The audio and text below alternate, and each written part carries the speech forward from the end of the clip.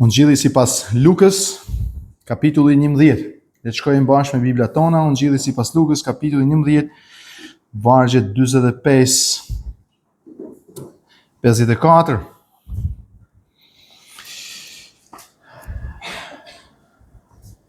Atëherë duke ju përgjigjur një nga mësues të ligjit, i tha mësues, duke thënë këto ti po na thyen edhe ne. Dhe i tha, mirë dhe ju o mësues të ligjit, sepse i ngarkoni njerëzit me bartë që vështirë se bartën, dhe ju nuk i prekni ato barë as edhe me një gisht.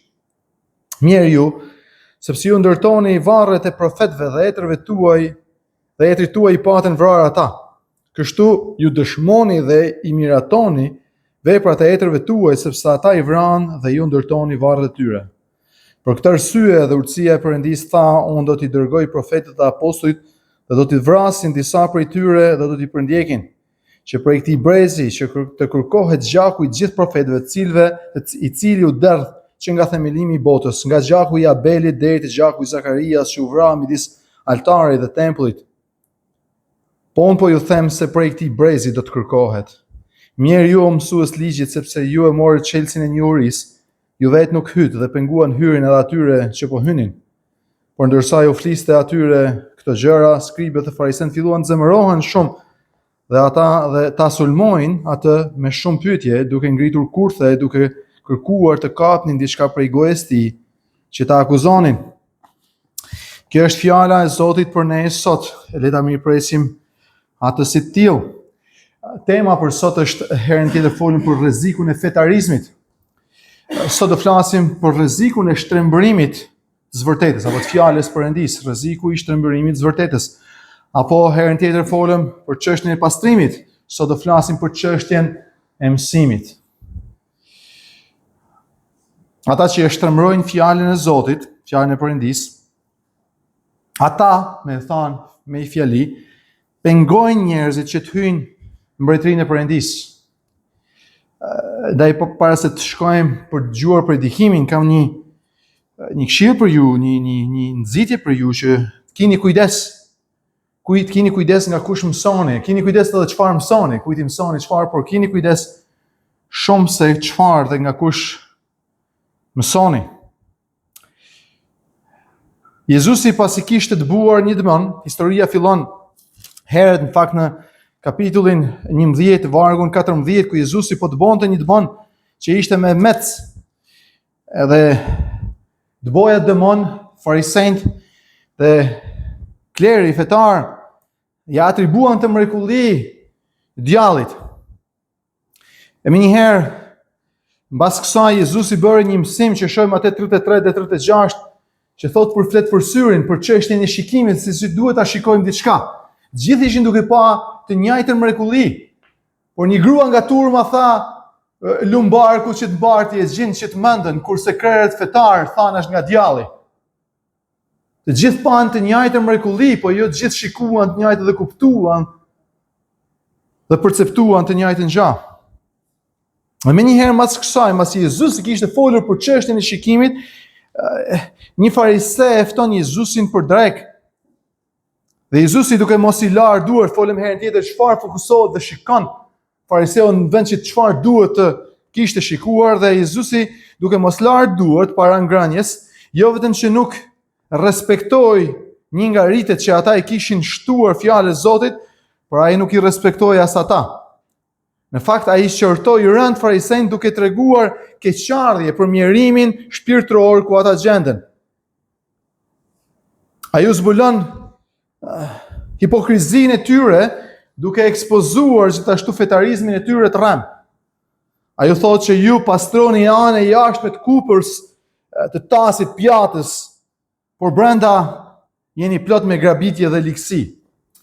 Tani ata që më njohin mua nga afër, e din që unë një nga gjërat që kam më inat në jetën time është, kam inat ose si zet, si ma shpif, si me thënë, kam inat pjatat e palara, mos i ham darkë, mos i ha darka, kur shtrohet darka, më pëlqejn shumë pjatat. Është e bukur, më shumë, por masi kemi hangër, e kam inat.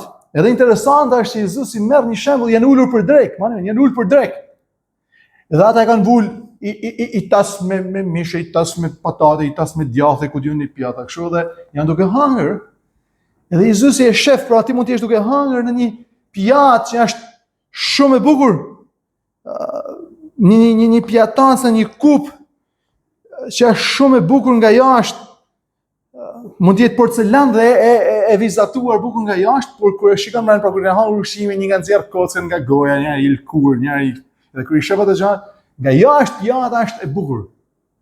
Nga brenda pjata mas që ka marrë ushqimin, ka gjëra të bukur dhe Jezusi përdor këtë shembull.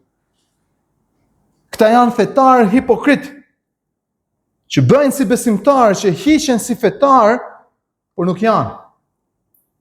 Hipokriti, fjala hipokrit, e kemi predikuar, s'do nalem shumë e dini, jo, po vjen nga greqishtja, pra nga aktrimi. Hipokrit që është, pra hipokrit janë aktorët që luajnë në skenë, siç bajnë edhe sot, diku pra, një aktor mund të luante disa role, nuk ishte aktor përdor, pra nëse drama, teatri ka, po themi 20 role, nuk kena 20 aktorë, siç ndodh edhe në varietet sot, për shkak që një person bën edhe Edi Ramën, bën edhe policin, bën edhe këtë, pra është një person por bën disa role.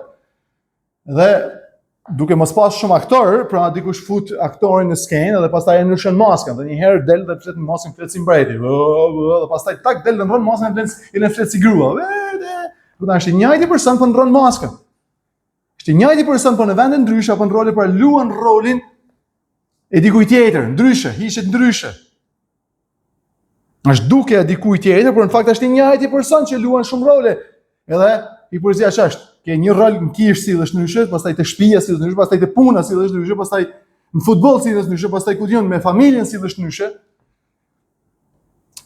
Ky farise e ftoi për drejt, po bashkë me të ishin edhe të tjerë farisejnë dhe të tjerë mësues ligjit. Ta farisejnë ka një aftësi që këta shkojnë në grup.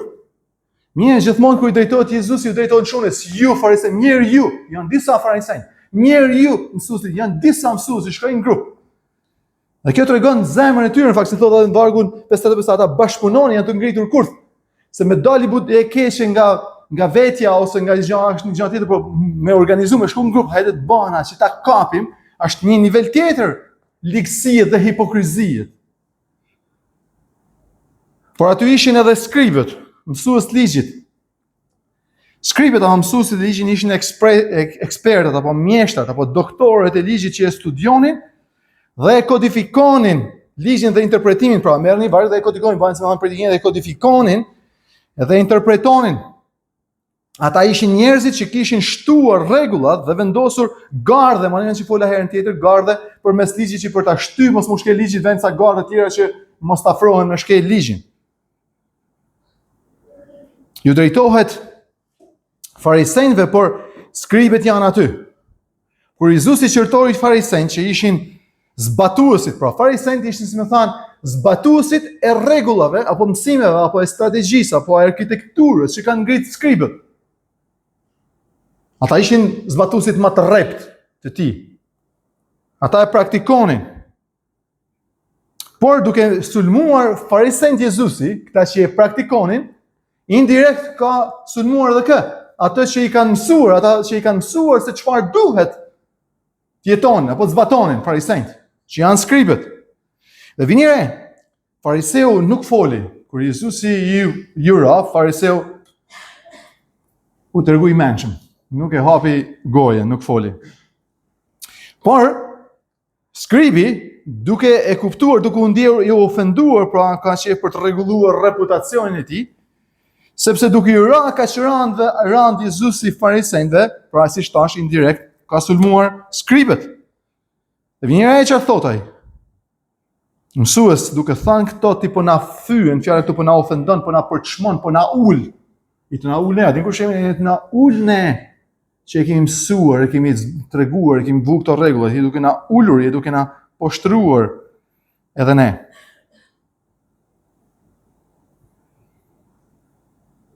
Tani, ti tregoj pak që ose keni dëshirë me kuptu dallimin me skribët dhe farisejt.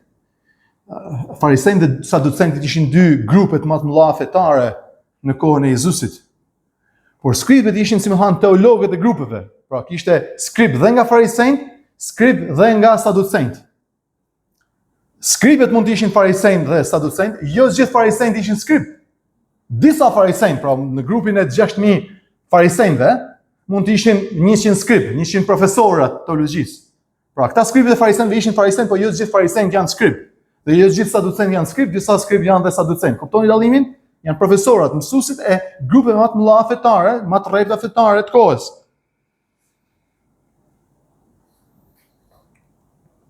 Dhe ky flet, dhe ky i përgjigjet këtyre sulmeve, këtyre akuzave të rënda të Jezusit ndaj farisejve, i përgjigjet dhe flet skribi. Tani do të ishte më mirë që skribi mos fliste, po si rrin shpirti. Si shtojnë malsorët, se malsorët kanë shprehje interesante, thotë kishte me nejt budallajku, po se lëni Zoti. Kush e set budallajku? Ni Zoti. Kishte me nejt budallajku, po se lëni Zoti. Edhe shkribi thot, mësues duke sulmuar farisejt, i të na sulmuar, i të na fut tanëve një thes, nuk jena tanë i soj, si na tanë, mos na fut tanëve një thes. Edhe Jezusi për çudi, nuk ja përtoi. Edhe ju kthy atyre që janë në fakt edhe më keq se farisejt, sepse këta kanë ngritur arkitekturën, këta kanë ngritur mësimet që farisejt i zbatojnë.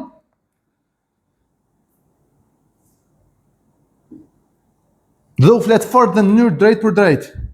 Gjithashtu me 3 mjerime, jo ka dhënë 3 mjerime, ja ka thënë farisejve, dhe tani ju thot 3 mjerime të forta edhe skribëve, mësuesve të ligjit.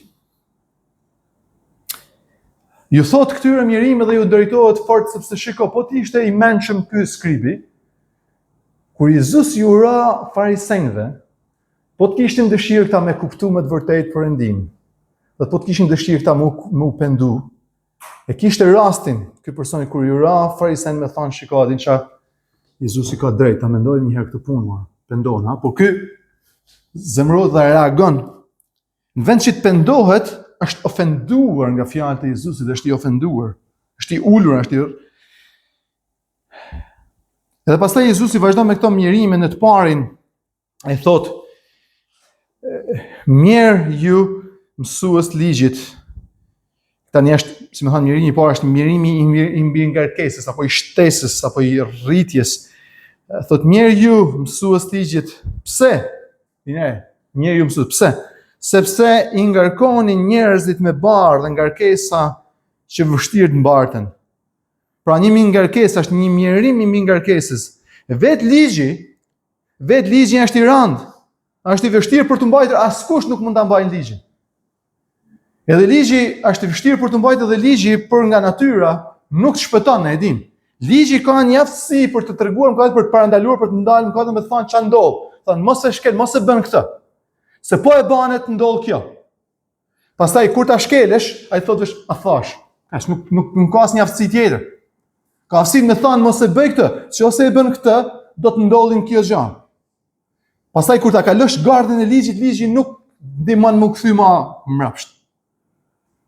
Ligji është i vështirë vetë, dhe ligji nuk shpëton, ligji është goxha i rëndë vetë. Dhe asnjë nuk e ka aftësinë për ta marrë ligjin, përveç Jezu Krishtit, ta i kanë shtu edhe më shumë, rregulla. Fjala këtu për barr është fjala që përdorej në greqisht pra për ngarkesa të mëdha për anijet, për këto kargët, për këto ngarkesa të mëdha për mush anijen plot me gruna, vjen çan këto trans. Dhe fjala këtu vështirë për të bartur, është fjala që tregon që për një peshë që gjunjët nuk ta marrin, por kur ta vënë atë barr, kur ta vënë atë thes me avuti ku i këtë barr në shpinë, i drillën gjë, e lëshojnë gjë, si më thonë, shpina i të kurrë dhe gati janë të lëshuar gjë, pra, si më thonë, ligji është kusman ma. E keni dëgjuar shprehjen e famshme që thonë për i lëkur leprit është myt vaporri. E keni dëgjuar këtë ose për i lëkur leprit arzu deveja. A e kuptoni çfarë do të thonë? Është thonë që ti e mbush anijen plot deri në buzë. I ke fut ndoshta 500 kintal mran, 500 kintal, ku diun. Po edhe deri në 500 kintal i manaj, po edhe nëse ishte edhe i kile mra apo i lëkur leprit, tak pak me ujë fije, po hyni ujë mbytet anija. Thot një për një lëkur leprit është myt vapor, se ka myt leprit, lëkur e leprit. Po s'më hanë ke te i kalu është barr është mjaftueshëm ti më mishtu dhe i barr tjetër e lup krejt, e myt krejt. Këto shtojnë rregulla, ligje, e bëjnë barë që nuk mbahen dot. E nga ana tjetër vjen nga ana tjetër për veten, ju vetë mësuesit pra, fjala ashtu psoa, do thotë që as me i prek me gisht, kuptimi i kësaj ashtu që ju as me ilmu kur i kalon tavolinës shumë i marr pluhurin. Thotë këtë barë aty na i ngarkonin aty në shuk gjojt, kurse për veti as nuk i lëllatojnë, nuk i prekni si me thënë me gisht, as me i hek pluhnin, si ja kaloni gishtin sipër. Zbani as një përpjekje për veten për t'i majtur barët, as për të na ndihmuar, as për të ndihmuar tjerët për barët e tyre. Si ajo shprehje pak a shumë që e përdorim në kulturën tonë që thotë bëj ç'a them unë, por mos bëj ç'a bëj unë. Një mësim këtu është që të lutem do ishte mirë, sidomos në veçanti për ata që drejtojnë, që mos mi kërku dikujt diçka që nuk e bën vet. Mos mi kërku dikujt diçka që nuk e bën vet. Tek Mateu 23, që kemi pa edhe herën tjetër 23 dhe 2 dhe 4 thotë duke thënë skripët dhe farisit ulen, thot pra duke bërë këta ulen mbi katedrën apo mbi vendin e mësimit katedrën e Mojsiut, thot zbatoni pra dhe bëni gjithçka që ju thonë të zbatojnë, por mos bëni, thot Jezusi, mos bëni veprat e tyre sepse flasin dhe nuk bëjnë, sepse lidhin barë të rënda dhe të vështira për të mbajtur dhe i vënë mbi shpatët e njerëzve, i lidhin dengun e peshës dhe ja vënë shtëpinë, nuk e marrin për veten shtëpinë, po ja vënë tjerëve. Por ata vetë nuk duan të luajnë as gishtin e tyre fare për me ndihmu barrën e dikujt apo me ndihmu tjerët. Mishna shkruan pra në traditën e tyre hebrejnë thonë që për shembull Mishna Shabah, ai shkrimi që fliste si e interpreton të Shabatit, pra kishte ligji për Shabatin, pastaj këta i shtonin se si pra është respekto Shabatin, thotë Zoti. Mos bëja si puna as shërptori jot, as shërptora jote, as din çfarë thotë Zoti, pastaj këto thotë le ta shpjegojmë, ta interpretojmë se si mbahet Shabati, perfekt. Dhe kur vjen te Mishna, kur thot Mishna Shabat, si tregon për Shabatin, thot nuk do të mbash, pra një person nuk duhet të mbante ditën e Shabatit, nuk duhet të mbante diçka as me dorën e djathtë, as me dorën e majt, as në gjoksin e tij me vënë, as me hanë e majt në gjoks, as në shpinën e tij, në shpatën e tij, por mund ta mbante me shpinë dorës, që s'keni pesh me majt me shpinë dorës, thot mund ta mbaj me shpinë dorës majt apo me shpinë dorës djathtë, si çfarë thot mund ta bajnë me kam, pra i barë, nëse mundesh me majt shumë në ekuilibër me i kam, e me e çu deri te dhoma tjetër, mundesh me majt në dorë para jo, po me vun shpinë kam, se në shpinë dorës mundesh me e çu deri te dhoma tjetër, me gojë, me kap me dham. Atë peshën, me dorës duhet me prej, po më e kap me dham, thot me vesh, pa me lidhën vesh, me sy, se si bëhet peshë me sy apo me sandale, etj, kështu interpretojnë, kështu i shtonin rregulla për se si me zbatu Shabatin. Jeta atyre ishte e pamundur. Imagjinoj Perëndia na ka dhënë një ditë Shabatit për të kënaqur, për të shlodhur, për të kënuar, vërtet për të pushuar këtë. Po puna është që duke i shtuar gjithë ato gjëra, mbytet djali të hangër buk, duhet të shkojmë marrë gotë ujë se myt djali, me marr gotën e ujit, me apru gotën e vun shpinë dorës në derë, në des djali, o shkela. Është të merr si me majt, ndonjë që me kem me pushu më kënaq, ngarkojnë barë që bëhet të mërshme, bëhet më vështirë. Në vend që ti ishte çlirues e ligjit Perëndis, feja, besimi të jetë çlirues, bëhet shtypës. Dhe shtypësit kryesor ishin udhëheqësit fetar. Shtypësit kryesor ishin udhëheqësit fetar, që nuk bënin asgjë për vete, por të çliruar këta. Dhe një mënyrë mirë për bëmi njofta udhëheqësit fetar të kohës tonë, sa ata skribën janë tjerë, është mirë me pas ndaj shans, ndaj mundësi me jetu me ta ndaj ditë. Është interesante, po disa nga udhëheqësit tanë fetar, pastorët tanë fetar, ka që ndihen për pastorët mëdhenj, ka një stil. Mbajnë afër vetes tyre vetëm një person që e kanë si veten. Jo të tjerët. Nuk i marrën tjerë për shkak me shku dikon, me shkojmë me shku te spitali, shkojmë në një vend ku mund të duhet me bënë gjë pa drejt, nuk ekspozohen.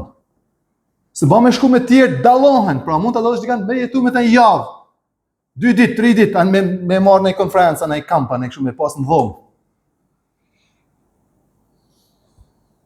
Prandaj Jezusi këta ishin vënë barë të tmerrshme, shto ujë, shto miell. E prandaj Jezusi kaq bukur në kapitullin 11 thot: Eni ju, eni tek unë, o të gjithë munduar, janë të munduar, janë të lodhur, janë janë mundu prej fejës tyre. Rreziku i fetarizmit, vend që me çliru feja i kam myt, vend bimo atë i kam myt. Jeni ju gjithë munduar dhe të rënduar, vinere peshë është të rënduar, dhe unë do t'ju shloll.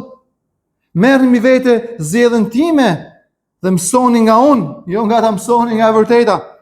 Sepse unë jam vinere zëmërbut dhe i përulur, dhe vinere dhe do të gjeni shlollje për shpirtat tuaj. Shpirtat e tyre janë ngarkuar. Janë ngarkuar për kur vjen te Krishti. Shpirtat e tyre gjejnë shlollje. Sepse zgjedhja ime është e butë dhe barra ime është e lehtë, jo e rëndë, vini re. Barra ime është e lehtë. Kjo është merri i rreziku të fshehjes të mësimit duhur dhe të vërtetë. Dhe kjo fetarizëm dhe ky mësim, duke ngritur, duke shtuar rregulla, du bërë barras, nuk ka fuqi.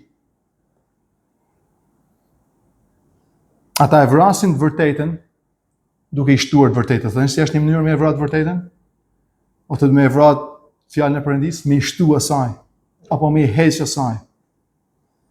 Është me e vra, me e rregullu, me e ndrejsh, me thonë, nuk është mjaftueshë, ja nuk është kështu, do t'ja shtoj pak ose do t'ja heq pak.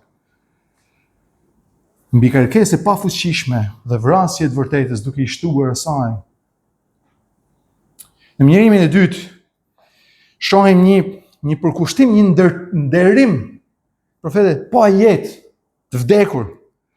Ata e vrasin vërtetën, duke vrarë vërtetën, duke vrarë ata që thojnë vërtetën. Këto vargje që janë poshtë, janë pak vështira për të interpretuar, sepse ka një lloj ironie nga Jezusi për çfarë ai thot. Jesha thot, ju ndërtoni monumentet, pra varret, pra janë varros dikën, do tani ja rregulloni varrat, pra dikun varros dikur, pastaj shkojnë i bën atë për një vjetër, ja rregullojnë, ja bëjnë monumente, ja bëjnë me ditë ku ashtu, me azbukur, me shkruajt atje me ditë, me datë atje. I rregulloni, i bënin monument varret profetëve. Profetët çfarë ishin dërguar nga Perëndia për të thënë vërtetën. Vërtetën atyre. Por atyre nuk ju pëlqente e vërteta, dhe dikujt kur nuk i pëlqen e vërteta, si me ndalu të vërtetën, si mos mu thanë vërteta, keni predikuar një herë më përpara të dëgjoni, është duke vrarë atë që e thot vërtetën. Vërtetës nuk e çmë i bën vetëm i vrarë atë që e thot vërtetën. Çfarë po pretendojnë këta skrib dhe farisejnë duke ndërtuar varret e etërve të tuaj, duke thënë që etrit tan gabuan. Ne jemi më të mirë se etrit tan. Gjojnë këtë sa është e rëndësishme. Ata po thonë që po të ishin profetet në kohën tonë, po të ishin tani që jemi ne, nuk do të bënim si ata se etrit tan. Bëjnë viktimizimin, rrojnë në viktimizimit. Ata e banë duke ndërtuar varret, ju jo që nuk po dalloheni prej tyre, për asaj që po pretendoni pra, por po në fakt po i imitoni, thot Jezusi. Ata që po thonë bën gabim etrit tan, që vran profetet, ata po bëjnë bluff. Çfarë po bëjnë bluff? Po bëjnë bluff për të vrasin kë? Bien e Perëndisë, vini 53 në 54. Këta që janë të ndërtu varret atyre që kanë vrarë profetet, janë duke vrarë Jezu Krishtin që është më i madh se profetet. Çfarë hipokrizie? Çfarë gënjeshtret?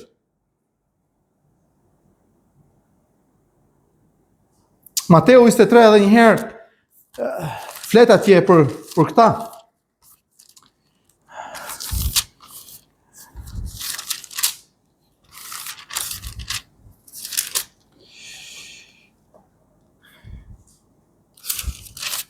Istenan 30 thot, mirë ju skribë dhe farisejnë hipokrit. Jeni hipokrit, vinere pra, hipokrit që e luni rol, bani sikur, sepse ndërtoni varrezat e profetëve dhe zbukuroni monumentet e drejtëve, dhe thoni, po të kishim qenë ne në kohën e etërve tanë, vinere, po të kishim qenë ne, nuk do të ishin pjesëtar të gjakut profetëve pra. Kështu ju dëshmoni për veten tuaj se jeni bitë atyre që i vranë, në fakt ju duke thënë këtë tregoni që në fakt jeni fiks si etrit tuaj, jeni bitë e tyre. O gjerprinë e pjellën e përkëshë me radhë. Jeni bitë e tyre. Edhe këtij brezi do t'i kërkohet llogari për gjithë profetet. Nga Abeli e me radhë, sepse këta kërkojnë të vrasin bijen e Perëndisë. Në fakt Luka vetëm pak vargje më mbrapa. Ju lutem shkoni me mua te kapitulli 20, vetëm për pak kohë. Edhe është shëmbëltyra kapitulli 20 i Lukës. Thot Jezusi një shëmbëlltyr fiks për këta. Por filloi t'i tregoj popullin një shëmbëlltyr, një mboll një vreshtu, a besoi disa vreshtarëve dhe u nis, për të vreshtarët janë këta farisenë dhe skribët. Dhe u nis në vend të huaj për një kohë gjatë, në kohën e të vjelave dërgoi një shërbëtor tek ata vreshtarë, që t'i jepnin prej frytit vreshtit, por vreshtarët e rrahen dhe e kthyen bosh, e rrahen. Një shërbëtor, një profet është ideja. Dhe dërgoi përsëri një shërbëtor tjetër dhe pasi e rrahen e shan dhe ata edhe kthyen dorë bosh. Dërgoi përsëri një tretë, por ata e plagosën dhe ata e të buan. Atëherë Zoti i vreshtit tha ç'të bëj? Do të dërgoj djalin tim. Do të dërgoj djalin tim, dashur ndoshta duke e parë ata do ta respektojnë.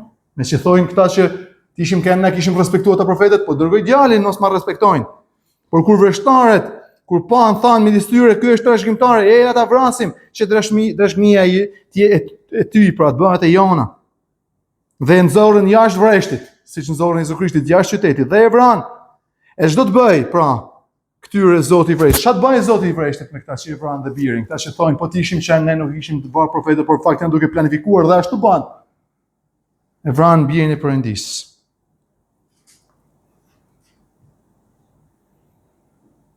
Këta duan një Krisht rrem, nuk duan një Krisht në vërtet.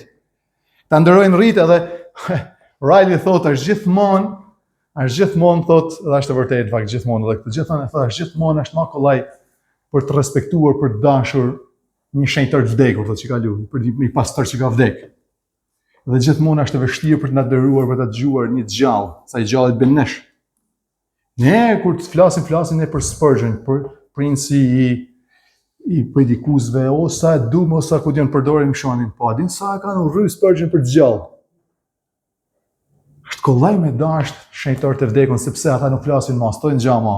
Se kanë me ty, e kanë pas me ata, ato i folë aty, se kanë me mu. Shenjtarët e gjallë është vështirë se të flasin drejt për drejt ty. Dhe ata, Krishtin birin e Perëndisë që e kanë gjallë, nuk e duan ta vrasin. Ata që kanë kaluar, ata kanë burrat mirë, kot i kanë bërë babat tonë. Kuptoni çfarë bëhet? A thotë që këtij brezit që e ka mush kupën, që nuk duan as birin e Perëndisë, që kanë zbulesën më të madhe vetë birin e Perëndisë një shruar mes në tyre do t'i kërkoj llogari për gjithë brezit. Dikush më thotë, po pse do të më kërkoj llogari gjithë këtij brezit? Ka ndodhur në dhjetën e vjetër kjo gjë. Për gjithë imoralitetin dhe poshtërsinë e brezave, mani me në brezin e Noeut, u shkatrua një brez i tan, krejt, mani me u shkatrua. Dhe e treta edhe më e fundit mirim është pengimi. Pengimi. Të ndryshosh të vërtetën e Perëndisë. Ta shtrembrosh të vërtetën e Perëndisë, ti shtosh aty heqësh diçka, ta shtrembrosh vërtetën e Perëndisë, ka lidhje drejt për drejt me pengime. Pengon ai që i shton apo i heq ai që luan me fjalën e Perëndisë, pengon të tjerët që të vinë në mbretëri. Njëri pengimi. Pengimi lig, kjo është ligësi, është një pengimi lig. Mirë ju mësues të ligjit, sepse ju morët çelësat e njohurisë. Ju pretendoni që e kuptoni, dhe keni marrë ligjin, keni marrë pretendoni që ju e shpjegoni, keni marrë çelësat. Çelësia është pra mënyra interpret, pra unë e shpjegoj, ne kam çelë me ta shpjegoj, se kupton, është e mbyllur. Është mister për ty, është e mbyllur, tani unë do ta hapun si duan dhe do ta mbyllun kur duan. Morët çelësat e njohurisë, ju vetë nuk hyt, por dhe penguat edhe ata që donin të hynin. A ju kujtohet pak historia e Lulzim Bashës? Gallat, më tregu si ta marrni mend këtë çështje Lulzim Basha. Marrni që Lulzim Basha humbi vetë si ishte i zotit e madh. Pastaj i çon ata të partisë vet dhe bën një kongres, edhe fituan me vota, ky nuk mori vulën e futi në xhep. Ta që shkoi te shtëpia. As vetë nuk hynte në zgjedhje sepse humte, kishte humbur, s'kishte çfarë hyrë, se vot vetë si kishte mbrapa. Nuk i jepte as vulën me hyn zgjedhje ata që mund ta fitonin ose kandidatë që ishin më të fuqishëm, me fut vulën në xhep, tak, pra me marr çelësin ata që kanë bat që njife, tak me fut në xhep, mos me as me dal vet, as me të lanë as ty me dal. As me hy vet, nëse me të lanë as ty me hy. Nuk ka lidhje drejt për drejt, po me kuptu logjikën çfarë po them. Mësuesit e ligjit rrëfenin që ata dinin të shpjegonin apo të mësonin ligjin, për ata kishin rrëmbyer, domethënë vulën çelësin e diturisë, e kishin fut në xhep, e kishin fut dikon. Edhe që ata kishin marrë atë çelësin e diturisë gjasmë për shkrimit të kuptimit vërtet shkrimeve, Me idenë që kur njerëzit shkojnë të shkrenjë për të lexuar, do të ndriçojnë, do të kuptojnë perëndin, por duke shtuar, duke hesë, duke futur, duke bëhet e pamundur. Mënyra se si ata ja shpjegonin, jo vetëm që nuk ishte e duhur, por ngarkonte edhe barë të tjerët. Por nëse dilte dikush, gjeni këtë. Nëse dilte dikush të thonte ndryshe, jo më po s'kena pse s'është për këtë interpretim, nuk është shumë më. Bibla thotë kështu. E linçonin si të gabuar duke marrë me vete ekskluzivitetin e detyrisë dhe të interpretimit. Në vend që të hapnin dhe doja u shpjegoj këtë me shembull nga Bibla pastaj. Po në vend që të hapnin dhe shpjegonin thesaret e fjalës së Perëndisë, ata e mbyllnin shpejt që të mos e kuptonin tjerët. Ata e kthyen Biblën një libër të errët. Bibla është një libër i bukur, ka thesare, është i mahnitshëm, është i mrekullueshëm, po e kthyen një Biblën një gjatë errët, mbyllur, me e vu dikon në raft. Që është vështirë për të kuptuar, që nuk është për ne, por është për klerin. Që mund ta kuptojnë vetëm ekspertët. Por ekspertët ishin aq zan duke shtuar mistere e veta, sa nuk e vinin në re as vet bukurinë e asaj që thoshte fjala e Perëndisë dhe Perëndin vet. Ata vetë nuk e kuptuan dhe verbuan të tjerët, verbuar nga vetëdrejtësia e tyre si lanë dhe i verbuan të tjerë dhe i penguan ata të tjerë që donin të vinin apo të hynin. Kishin njerëz që thjesht mund të ishin natyrshme, Perëndia u ka prekur zemrën dhe kanë dëgjuar ndoshta një predikim apo kanë lexuar një pjesë nga shkrimi. Dhe ata i kthenin mbrapsht. Duke i ngatruar, i kthenin mbrapsht. Edhe një herë tek Mateu 23 do të shkoj shkurt.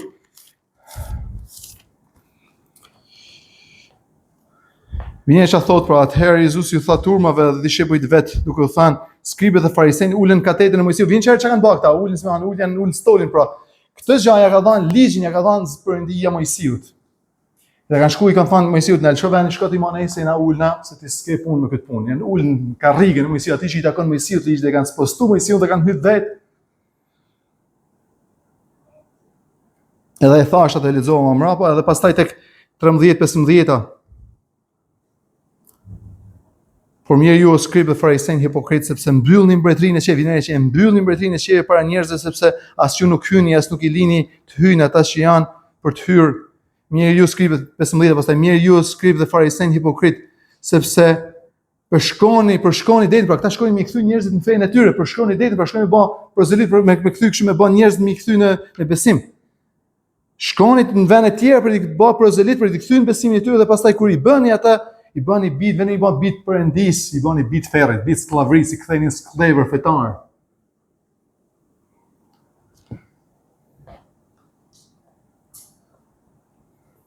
A nuk nolli kjo? Se tash kur ngjojmë kështu na dashamirë, pa nuk nolli kjo mes jetë? Kur nuk mund ta lexoje Biblën tonë, ishte vetëm latin mbi gjuhën tonë, vetëm ishte në latinisht. Kur ceremonitë fetare ishin vetëm latinisht, që vetëm kleri mund t'i kuptonte. Kur një burr, William Tyndale në Angli, 1400 sa, tentoi ta kthente, përkthente Biblën nga greqisht në anglisht drejt për drejt, e djegën turrën e druve. E djegën turrën e druve. Osa i rrezikshëm është mësuesi shpirtëror, nëse e ka i gabim. Mësuesi shpirtëror është i tmerrshëm, shumë i rrezikshëm. Gjoni këtë. Një nga marrëqet që kam, unë nuk e zotroj ekskluzivitetin e të vërtetës, mendoj që e kam, por nuk e luftoj për këtë, por kjo është një marak kur dikush mund të largohet nga kisha jonë, nuk është çështje numësh. Po është në dorë, në mësimin në mësimin e kuj. Sa i rrezikshëm është mësuesi shpirtëror kur e ka gabim. Me ka ardhur duke shpjeguar këtë pasazh, e thot gjatë, po një pjesë thot jeta, ne jetojmë duke u bazuar, duke u mbështetur tek besimi, ne i besojmë njerëzve, ne besojmë gjithandej, apo jo. Edhe nuk kemi dëshirë të na gënjejnë. Nuk kemi dëshirë të na gënjejnë, për asnjë gjë. Por çdo gjë do kishim pas qejf të kishim dinim vërtetën. Imagjinojnë, nëse shkon te doktori dhe nuk thot vërtetën. A është e tmerrshme? Nëse shkon me blej makinë, do të gënjen, siç na kanë gënjur mua edhe Është e tmerrshme. Po din, për çdo lloj gjaje, shkon te shkolla i thu për fëmijët mësuesët dhe mësuesja të gënjen ti duhet të investuohet etj dhe pastaj fëmia është haram ai thotë kemi kujtinë të gënjen dhe ti për çdo gjë është e tmerrshme.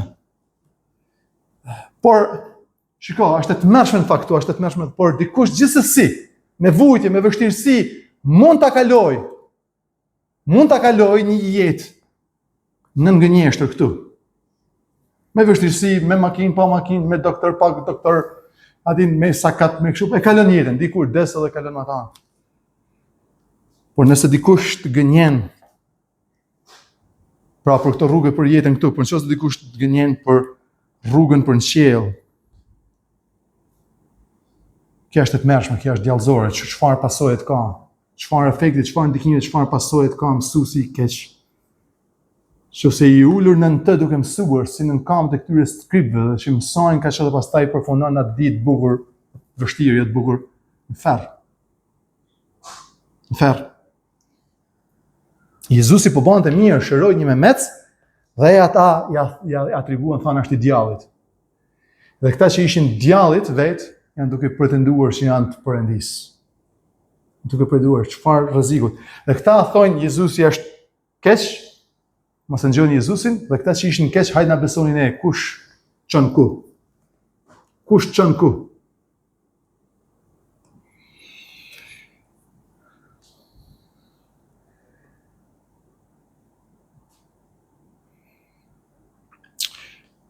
R.C. Sproul në komentarin e tij thot, kanë qenë klerikët. Ishte kleri, edhe për këtu thot ishte kleri, pra ishte grupi fetar, pra, ishte kleri që e dënoi Jezusin në vdekje. A e dini thot ai që përgjatë historisë, ata që kanë penguar mas shumë të ungjillin në botë, nuk kanë qenë armisht, kanë qenë kleri. Ata që kanë penguar mas shumë të ungjillin për përparimin e ungjillit të mbretërisë Perëndis kanë qenë kleri.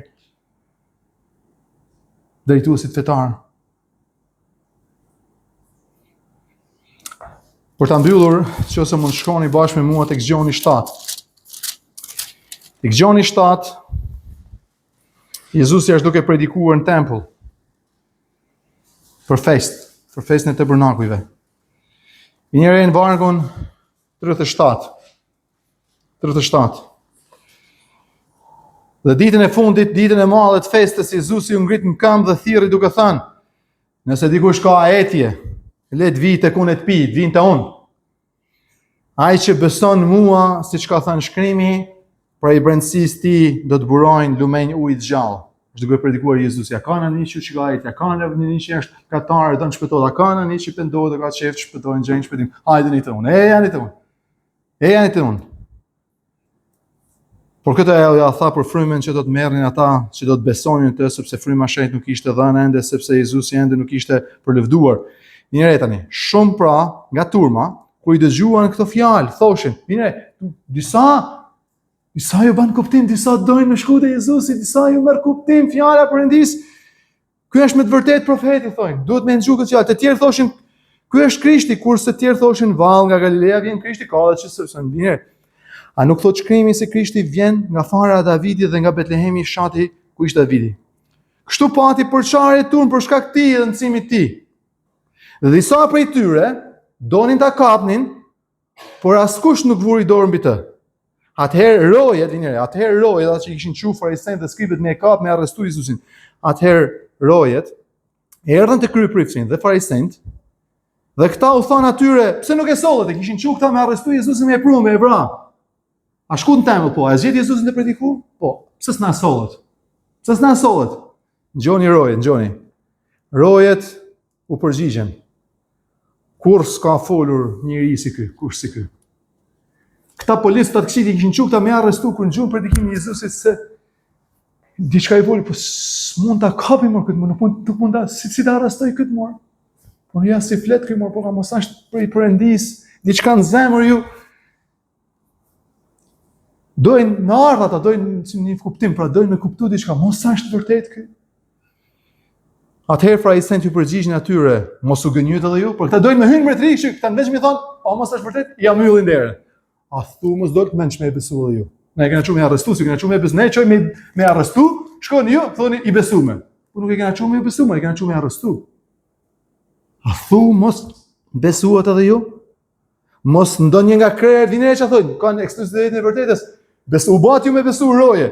Shikoni ne klerin, shikoni farisejnë dhe skribët dhe saducejnë, mos në njëri prej krejve dhe farisejnë besuan të, jo kur kush. Kush jeni ju që besonin të? Vetë nuk besojnë, s'dojnë Milanas ta me besu.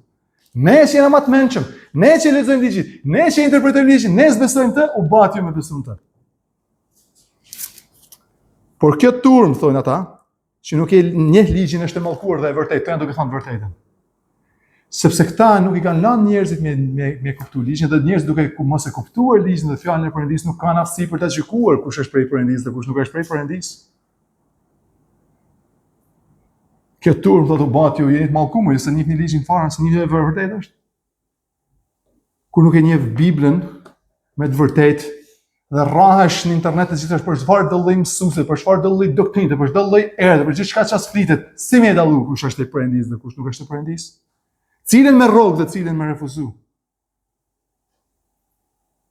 Si shtot Arsis Prol, ne nuk dallona vetëm me çfarë besojmë. Ne nuk dallona çfarë besimtarësh me vetëm me çfarë besojmë. Ne dallojmë me çfarë refuzojmë. Gjithashtu. Nuk besojmë gjithçka, s'marrim gjithçka, s'fusim gjithçka mend. Dallona çfarë besojmë, dallona çfarë i themi jo, këtë se besojmë, kjo është e rrem. Kena aftësi me besu me marrë të mirën, kena aftësi me dallu dhe me refuzu të keqen. Shumë dashur për ta mbyllur për gjithë këtë është ne duhet të lidhemi mas Krishtit. Ne duhet të lidhemi mas Krishtit e mas fjalës të tij, që është e vërteta fundore, autoriteti ynë fundor, i pagabueshëm. I pyetja nuk është ai i lidhur me Fabin apo me këtë apo me atë, apo të pëlqen ai X predikus atje apo X predikus atje. Pyetja është ai i lidhur ngushtë me Jezu Krishtin. Me të vërtetën e mëshiruar, me birin e Perëndisë, me fjalën e Perëndisë gjallë. A beson Krishtin, a beson fjalën e tij? A i lidhur me Krishtin vetë mas pare ngushtë. Dhe mbas saj që kjo është më e rëndësishme, ka në vlerë pastaj tjerat. Mësuesi kisha, a ke kishën e dur, kishën që mëson të vërtetën e me radhë. Por mbi të gjitha për te gjithë shka edhe është, a njeh Krishtin Zot shpëtimtar. E vërteta e mëshiruar. A ke besuar në të, a të pushon zemra, shpirti dhe mendja jote. Tek fjala e Perëndisë, duke mos pas nevojë për të hequr për shtuar. Ja, thot fjala e Perëndisë shumë, po në se, po në qoftë se kur, po sikur, po anë po këtë. Ti besojmë Perëndisë, suverenitetin e fjalës së tij. Si thon Puritanët Spurgeon thotë që suvereniteti i Perëndisë është jasteku mbi cilën pushon koka natën. Kur ulëm paqë, duke ditur që Perëndia është i shenjtë, Perëndia është i pagabueshëm, fjala e tij është e mjaftueshme. Biri i tij e ka arritur gjithçka për ne. Le të lutemi. O Perëndi, ne të falenderojmë për fjalën tënde. Me këtë pasazh që na paralajmëron fort. Na ndihmo o Zot që të lidhemi ngushtë me ty, mbi gjithçka tjetër. Të lidhemi ngushtë me ty dhe me fjalën tënde. Na ndihmo o Zot që zemra jonë pushojnë tek ti, tek fjala jote, tek e vërteta jote. Na mbro mendjen tonë, zemrën tonë, duke i ditur e besuar që ti je i mjaftueshëm për ne, që fjala jote është e mjaftueshëm për ne. Na mbro nga mësimet e gabuara, na mbro nga fariseizmi. Na ndriço zemrat tona për të dashur ty, për të shikuar ty, për të dalluar ty, për të mbështetur tek ti. Në emrin tënd ne lutemi. Amen.